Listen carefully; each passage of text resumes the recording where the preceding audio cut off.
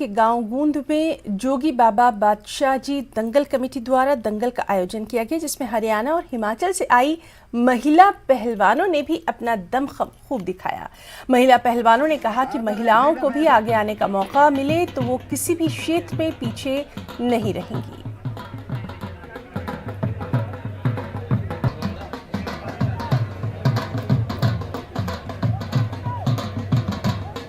इधर लड़कियां की जी कुश्ती चल रही है। रीना ते बंटी हिमाचल के दरम्यान जो बड़ा वधिया मुकाबला। वाह भाई वाह। इधर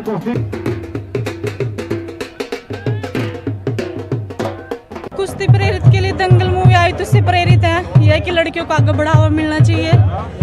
माँ बापों को मतलब लड़कियों को बाहर नेशनल खेलने के लिए मतलब गेम करने के लिए आगे बढ़ावा देना चाहिए भाई। हरियाणा से काफी पहलवान निकले हैं, गीता फोगाट, साक्षी मलिक, काफी पहलवान है। मैं गिनती नहीं कर पाऊंगी लेकिन हरियाणा से काफी पहलवान है जो इंटरनेशनल प्लेयर है। आएंगे आगे भी है। जम्मू में पब्लिक अच्छी है, यहाँ की कमेटी अच्छी है, सपोर्ट सिस्टम अच्छी है। सर मैं यहाँ की बेटी को ये संदेश देना चाहूँगी कि गेमों में आगे से आगे बढ़े।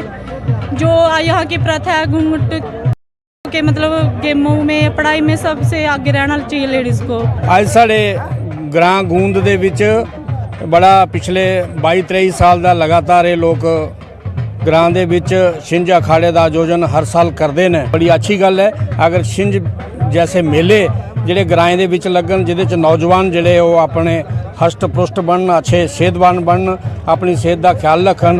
अज तुहानूं पता है कि हर इलाके दे विच एरिए दे विच नशाखोरी का बड़ा जोर है। उहदे कोला बचने वास्ते इस पासे नौजवानों का ध्यान लियाना बड़ा ही जरूरी है। कड़ी सुरक्षा के बीच